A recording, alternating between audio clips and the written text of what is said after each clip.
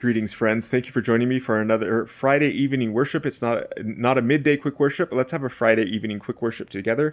Today we're going to look at Ephesians chapter 4, verses 13 through 16. Hopefully this will be short, but I just wanted to share a little spiritual thought on something that was on my heart this evening, related to some things I heard and other things, some good and some concerning that other people were sharing. And I thought it was good to see what Scripture says on the subject. So let's pray before we begin. Father in heaven, please send your Holy Spirit to be with us. Let us get wisdom and understanding from your word. Let the message that happens today be your message, and a message that someone who needs to hear will hear, and that it will have an impact and a change and bring about revival and reformation. We need revival and reformation. Jesus went about preaching, repent, for the kingdom of heaven is at hand. Repentance requires change, and change is not always comfortable, but we want to change to be more like you, to be filled with the fruits of the Spirit. So change our hearts today. Let us change through this message. In Jesus' name, amen. All right, let's look at the passage.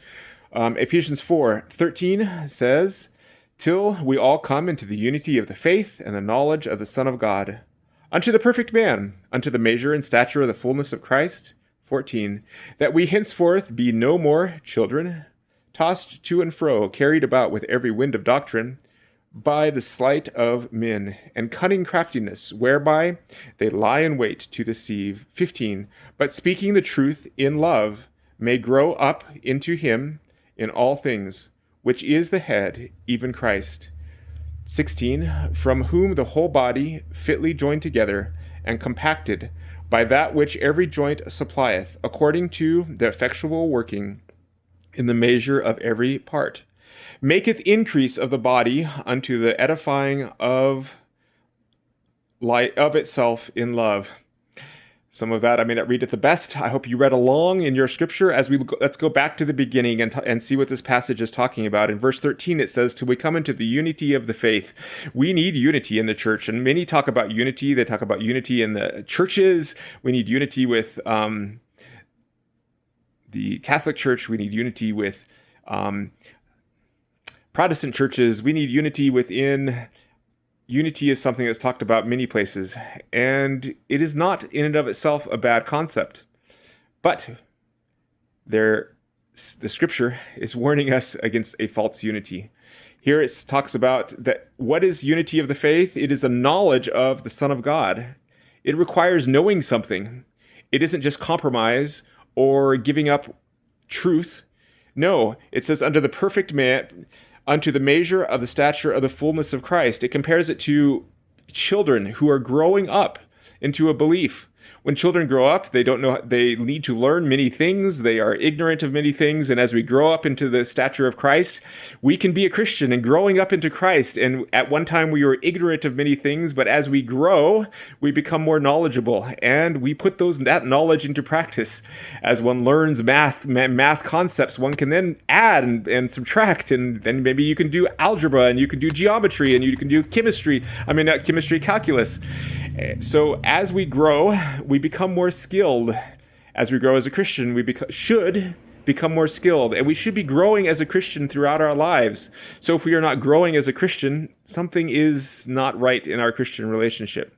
So I encourage you to continue to grow in your Christian relationship. So we're to grow up. What are we to grow up? So that we can be carried by different doctrine. It says, carried about with every wind of doctrine. Is there one truth that we believe today and another truth that we believe tomorrow? How do we not have different doctrine today and another doctrine tomorrow? Because our doctrine needs to be based on what? On our own opinion, on our own beliefs or belief systems? No, our doctrine, as in our teaching, our beliefs need to be based and founded and grounded in Scripture. They need to come from God's Word and return to God's Word. The doctrine doesn't replace God's word. No, the doctrine is God's word as we teach. And what is the danger? We will be danger that we, by the sleight of men and the cunning craftiness, whereby some lie in wait to deceive. There are many people who are lying in wait today to deceive, and speak of unity as a way to bring about deception, if you will. And unity is good, and unity and love is good, but unity must be in truth. Verse 15 says, "But speaking the truth in love, I don't know if this saying is exactly the way God would say it, but it seems to me that I don't know, there may be some problem. It's not an inspired word of scripture, but it seems to me that there cannot be truth without love, and there cannot be love without truth. So love needs truth, and truth needs love. Otherwise, both are incomplete and fake. So as we speak the truth in love, we may grow up in all things, and what are we growing into? We are growing into the head, even Christ. Are we growing into our own opinions? Are we growing into our own point of view? Are we growing into compromise where we say, well, it doesn't matter how we worship or where we worship, but just as long as we worship God? No, there are correct and incorrect ways to worship God. If there was not an incorrect and correct way to worship God, then we could worship God the way Baal's worshipped, let's say, in the Bible. We could worship God the way Asherah's worship, or we could offer our children to Tammuz. What's the one where they burned their children in the fire? So would that be okay? No, it would not be okay to burn our children in the fire. I mentioned extreme cases, but there is a correct way and an incorrect way to worship God. And so how do we know what that correct and incorrect way to worship God? Is it my opinion? Is it your opinion? Is it our pastor's opinion or a priest's opinion? No, it is what Scripture teaches. It is what, for those who are Seventh-day Adventists, it is what the Spirit of Prophecy teaches. And we need to be turning to both as we look for truth in this life. 16 says, for whom the whole body fitly joined together and compacted by that which every joint supplieth, according to the effectual working in the measure of every part, maketh increase of the body unto the edifying of love. So it is as we have truth, it is as we have truth in God, and it is as we grow up into Christ that we are able to have unity. Let's look at some other scriptures from a writer that I believe is inspired. First of all, let's look at some scriptures, a passage, not a scripture, because this is, but it will have scripture in it, that talks about unity, and unity in the Protestant, and how unity was in the Protestant Reformation. Let's see if I can find this. It's from the book Great Controversy, page 45. I'm going to bring it up here. It says, sorry, it takes a minute. I might pause the recording while it comes up. Here it's talking about Protestant reformers who were dealing with compromise in the church and whether they needed to compromise to have peace. Here it says in page 45 of the book Great Controversy, after a long and severe conflict, the faithful few decided to dissolve all union with the apostate church if she still refused to free herself from falsehoods and idolatry. They saw that separation was an absolute necessity. If they would obey the word of God, they dare not tolerate errors fatal to their own souls and set an example which would imperil the faith of their children and their children's children. To secure peace and unity, they were ready to make any concession consistent with fidelity to God's word. Is it good to and beneficial to have peace as long as it's consistent with God's word? Yes. Should we hold to our own opinion that is not part of God's word? No. We need to be willing to sacrifice custom and tradition for the sake of unity if it does not compromise God's word. But there's a but there. But they felt that even peace would be too dearly purchased at the sacrifice of principle. If unity would be secured only by the compromise of truth and righteousness, then let there be difference and even war. Not that they were intending to go to war, but if the Catholic Church or the rulers of the country went to war with them because they would not agree to sacrifice their principles. Jesus did not go around. Jesus said that he came not to send peace, but a sword. He is the Prince of Peace, but peace comes through believing and following Jesus. He did not come to send a sword as in he and his followers would go out and have battles. No, he and his followers were to go out and battle with love and with truth, love and truth. And as they battled with love and truth, Satan's kingdom would endeavor to battle with sword and spear. Let's look at one more quote. I'm just going to pause for a second while I bring that other quote up. Okay, I'm back, and here's the quote. It's from the book Gospel Workers, page 91, and it is quoting from Scripture. So you may not see the passage as inspired as I do, but the Scripture that it's talking about, I hope we would agree, is inspired.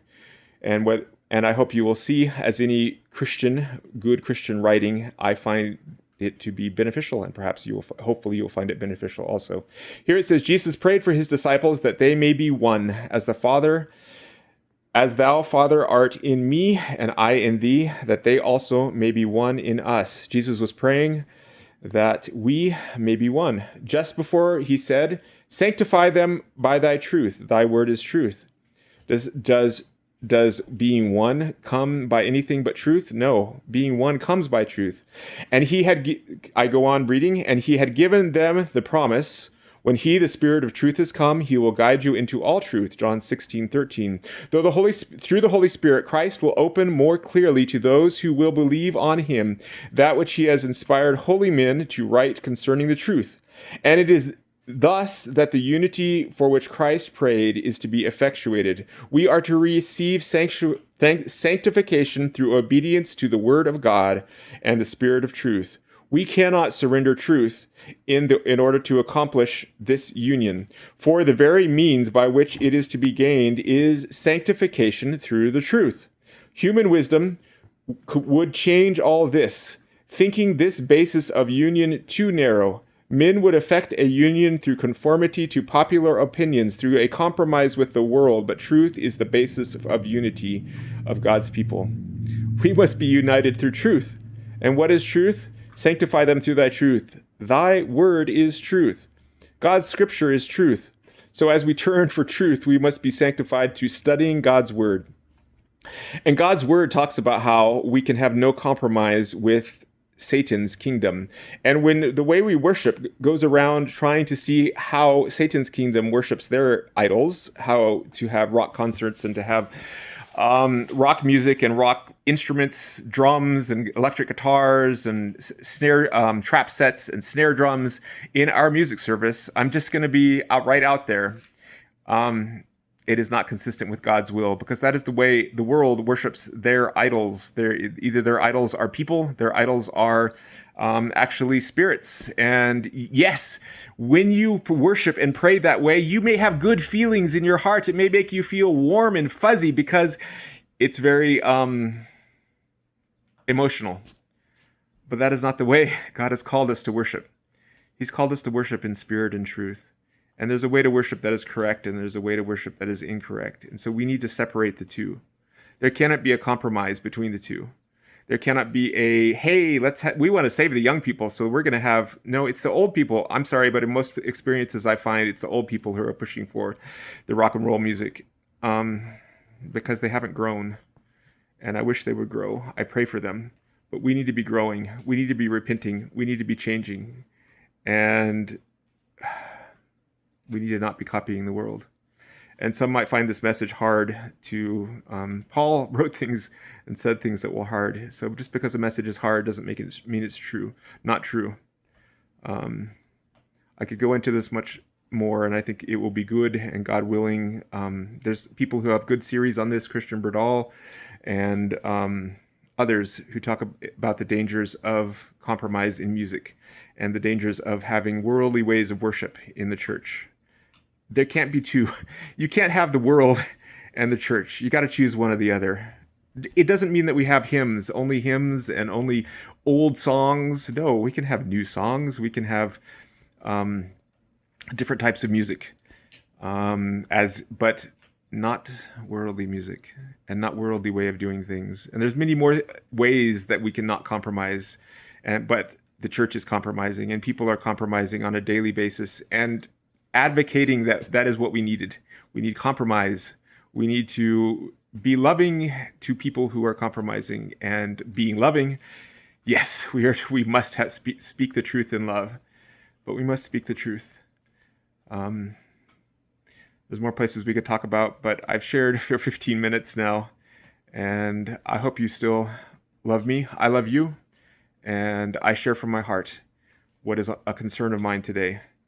Yeah. So I hope that you'll study into the subject more, and I've only just touched the surface, so we could talk about it much more. And it's a hard subject to talk about because it cuts on something that we see personally. So let's pray, and let's think about this subject more. Let's seek truth, not unity for the sake of compromise, and truth and love. Let's be loving. Praise the Lord, we must be loving. We need to teach love, preach love. We need to live love more. Jesus said, love your enemies. Those of you who are listening, you're not my enemies. But Jesus told us even to love our enemies. If we're to love our enemies, how much more are we to love each other, even when we disagree? And where do we come to unity? We come to unity by studying God's word, by listening to his prophets. That's how we come to unity. So let's study God's word together. Not my opinion, not your opinion. We can share our opinions, but it won't be profitable for us. Let's study Scripture, and let's learn from Scripture, and let's grow closer to Jesus today. Father in heaven, we just thank you for all the blessings you give us. Let someone hear this message and let it be a blessing. I'm a little concerned that sharing this message so pointedly or so openly will affect my relationship with other people. And it's not my intention I desire and want to bring people to a knowledge of you. So I ask that you touch the hearts of the people and let them that hear this, and let them know that I care about them, that you care about them, and you call us to repentance. You call us to change. You don't call us to unite over compromise, but you call us to unite over the Bible, over the words of your prophet and your prophets in Scripture. Please let us be able to do that today. And let this once again, I ask, let this be your word, and let someone be blessed today. In Jesus' name we ask, amen. Thank you for joining me. If you listen to my talk today, I hope it was a blessing for you. And I hope you have a wonderful Sabbath. Bye now. We'll talk again later.